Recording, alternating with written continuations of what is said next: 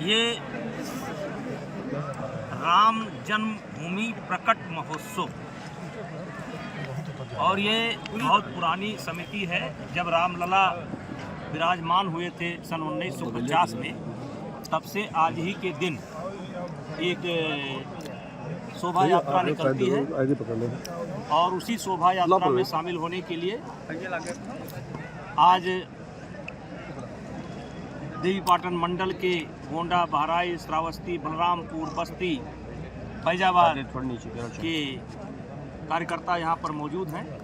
चूँकि संख्या को सीमित रखना है और इसमें अभी माननीय मुख्यमंत्री जी का कार्यक्रम इस समय चल रहा है, तो व्यवस्था की दृष्टि से उनके जाने के बाद हम लोग यहाँ से निकलेंगे और क्षीरेश्वर नाथ जो भगवान शिव का मंदिर है वहाँ से यात्रा प्रारंभ होगी और पूरे रामकोट और राम जन्मभूमि की परिक्रमा करके इस यात्रा का समापन हो जाएगा। ये शोभा यात्रा प्रतिवर्ष निकलती है। सांसद जी में कितनी संख्या में लोग हैं शोभा यात्रा में? देखिए, इसमें एक लिमिट रखना है संख्या का, इसलिए 5000 संख्या हमने अनुमानित की थी, चिन्हित की थी कि 5000 लोग ही चलें, क्योंकि एक सीमित संख्या में रहना है। क्योंकि अयोध्या में अभी बहुत कुछ निर्माण कार्य चल रहा है, तो किसी प्रकार का अवरोध ना हो, इसलिए एक घंटे का मात्र का ये कार्यक्रम है। इस समय हम लोग सरजू जी के एकदम किनारे उत्तरी छोर पर, आप अयोध्या से कह सकते हैं कि एयर दूरी 2 किलोमीटर पर हम लोग बैठे हुए हैं और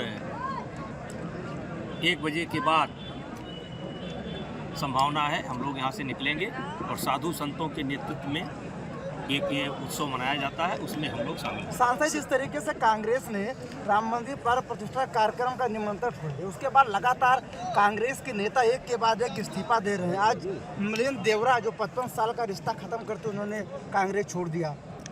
देखिए, जाको प्रभु दारुण दिखतीना ताकि मत पहले हर लीना। कांग्रेस इस देश की जो आत्मा है, जिसे राम, शिव, कृष्ण, नानक, कबीर, रैदास, ये इस देश की आत्मा है और इसका ये लोग विरोध करते हैं और यही इनका दुर्भाग्य है।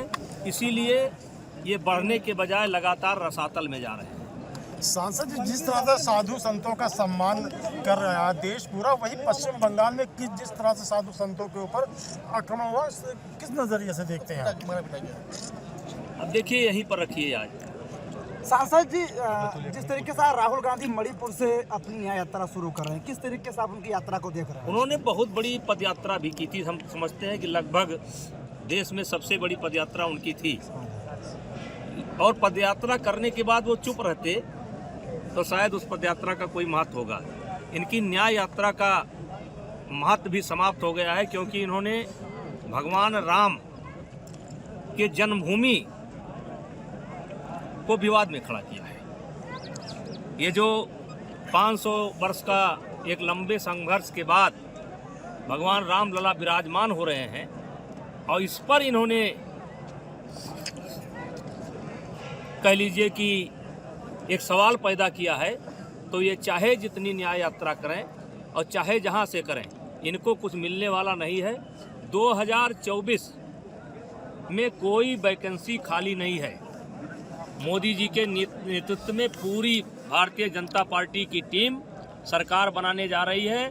चाहे मणिपुर से शुरू करें, चाहे बंगाल से शुरू करें, यहाँ पर कोई वैकेंसी नहीं है। यहाँ वैकेंसी फुल हो चुकी है मोदी जी के नाम से। सांसद जी, सरकार का इंडिया गठबंधन की बैठक हुई, मल्लिकार्जुन खड़गे को इंडिया गठबंधन का संयोजक बनाया गया है। किस तरीके से आप देख रहे हैं? उसमें अखिलेश यादव, नीतीश कुमार ये सब शामिल नहीं थे, किस तरीके से देख रहे हैं? एक तो बनने में भी बहुत दिक्कत है और बन भी जाए तो कोई फर्क नहीं पड़ता है। मैंने बताया कि 2024 ही नहीं, हमको तो 29 में भी कोई वैकेंसी देश में खाली नहीं दिखाई पड़ती, जो राहुल बाबा के लिए हो या विपक्ष के लिए हो, कोई वैकेंसी खाली नहीं। माननीय सांसद जी, उत्तर प्रदेश में एनडीए गठबंधन कितनी सीटों पर जीत रही है आगामी? मैंने बता दिया, कोई वैकेंसी खाली नहीं है। पूर्ण बहुमत की सरकार बनने जा रही है।